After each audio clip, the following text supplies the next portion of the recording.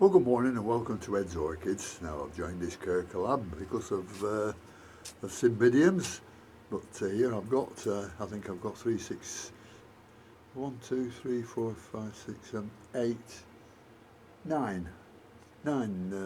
Cymbidiums, and they haven't done well at all for me, and I think this is because that I've kept them a little bit too warm. Anyhow, I'll go into the depths of keeping them, but I brought them in the greenhouse, and I should have took them in the cold greenhouse, but they're not doing so bad anyhow. They're not growing, but they're no worse than they were, what, 12 months ago? You know, I had them all outside and they didn't get sun, they got plenty of warmth. But I'll just show you a few plants and then we'll have a talk about what you should and shouldn't do with them. Well, here's just a small one, and it's in its usual perlite and bark, and nothing else. I don't think there's anything there, no, just perlite and bark. And this is one I've grown from a back bulb, that's all, and it's doing very nicely, but it's in the same position as it was 12 months ago. But looking very nice, no marks on the leaves, so that's what I'm pleased about. But hello, there's a label there. What's this one say? Just shows how much. Oh, yeah. I made the label out in 1021 and it just says Cymbidium. I was frightening myself then. I thought I'd missed its real name, but these were just shop bought ones, some of them, and some of the others were named species, but with no labels on them, so you've got to wait till they flower to see what they are. Anyhow, that's one of them. This is another one with 3 dead pseudobulbs, should I say, and 3 pseudobulbs with growths on them. And these are also looking very, very nice, you know, leaf-wise, but as with all my plants, no growth and no flower spikes. But there's a reason for that, and I'll tell you that later. Well, this is the biggest one I've got, and this is only 4 growths on it, and 1, 2, 3, 4, 5, 6, 7, 8, 9. 9 dying off pseudobulbs. But this did grow very well, and it's getting a very big plant actually. I'll just show you, it goes right up to the top there. And over here too. Getting quite a big plant.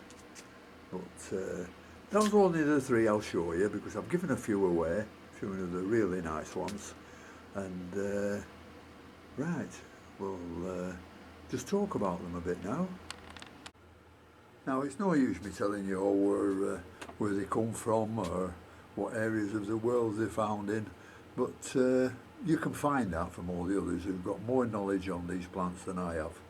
But the only can say about these one is they are very, very sensitive to salts, and it's sensitive especially to those found in tap water, because as you know, all sorts of stuff are added to water to make it suitable for human consumption.